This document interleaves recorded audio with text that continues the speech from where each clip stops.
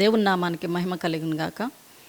గడిచిన కాలమంతా ఆ దేవాదేవుడు మనల్ని తన దయగలిగినటువంటి రెక్కల నిండా కాచి భద్రపరిచిన ఆ దేవాదేవునికి మహిమ ఘనత ప్రభావములు కలుగునుగాక.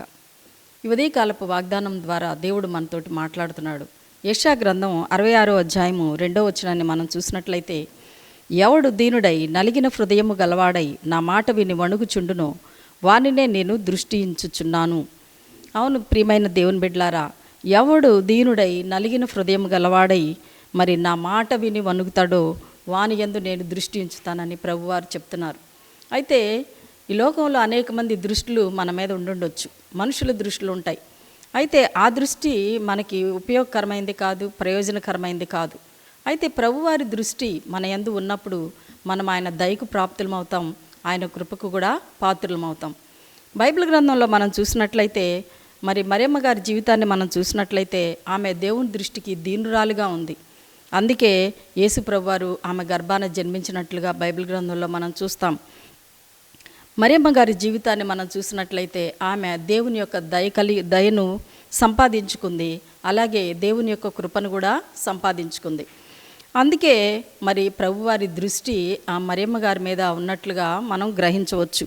అయితే భక్తుడైనటువంటి సమూయేలుని మనం చూసినట్లయితే మరి దావీదు మహారాజుగా కాకముందుగా మరి అభిషేకించడానికి మరి ప్రభువారు చెప్పినప్పుడు మరి సమూయేలు భక్తుడు మరి అభిషేకించడానికని మరి దావీదు వారి గృహానికి వెళ్ళినప్పుడు మొదటిగా వాళ్ళ అన్నలు వచ్చినట్లుగా బైబిల్ గ్రంథంలో మనం చూస్తాం.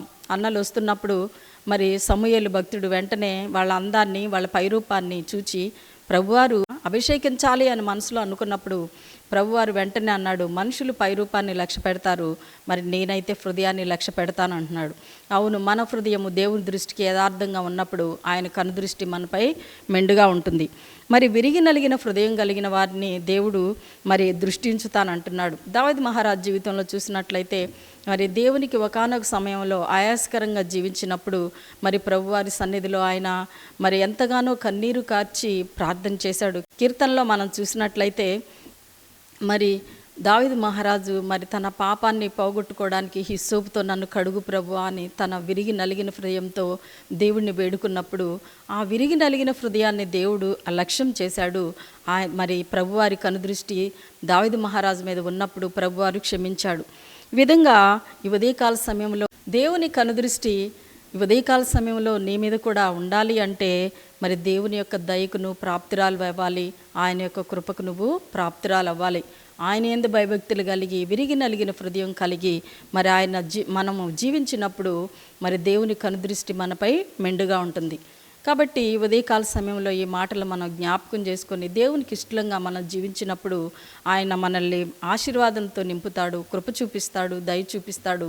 మన జీవిత కాలం అంతా దేవుడు మనకి మేలులతో నింపి మనల్ని ఆశీర్వదిస్తాడు. ఈ కొద్ది మాటలు దేవుడు దీవించునుగాక. ఆమెన్. ప్రార్థన చేసుకుందాం. మమ్మల్ని మిక్కిలిగా ప్రేమించిన మా పరలోకపు తండ్రి, నీ పరిశుద్ధ పాదంలో కొందనాలయ్యా, స్తుతులు స్తోత్రం చెల్లించుకుంటున్నాం ప్రభువా. ఉదయకాల సమయంలో తండ్రి నాయన తండ్రి నీ కనుదృష్టి మాపై ఉన్నప్పుడు నాయన మా జీవితాలు ప్రభు ఆశీర్వదింపబడతాయి. మీ దయకు మేము ప్రాప్తులం అవుతాం తండ్రి అయ్యా, అలాగే నీ కృపకు కూడా మేము పాత్రులం అవుతాం నాయన. అయ్యా మరియమ్మ గారి జీవితంలో నాయన ఆమె మీ దయకు మీ కృపకు ప్రాప్తురాలైంది. అలాగే ప్రభు ఈ వాక్యాన్ని వీక్షిస్తున్న ప్రతి బిడ్డ జీవితంలో ప్రభు మీ దయ అయ్యా తండ్రి నాయన మీ కృపను పొందుకునే కృప దయచేయమని వేడుకుంటున్నాం ప్రభు. అయ్యా ఈ ఉదయకాలంలో ఎవరైతే అస్వస్థతతో ఉన్నారో, బాధల్లో, ఇరుకుల్లో, ఇబ్బందుల్లో ఉన్నారో ప్రభా, అటు ప్రతి బిడ్డని మీరు దర్శించండి ప్రభా. మీ గాయపడ్డ హస్తంతో ముట్టి స్వస్థపరచమని వేడుకుంటున్నాం తండ్రి. ఈ చిన్న ప్రార్థన మీ పరలోకం చేర్చుకోమని క్రీస్తు యేసు అతి పరిశుద్ధమైన నామమున వేడుకుంటున్నాం తండ్రి. ఆమెన్.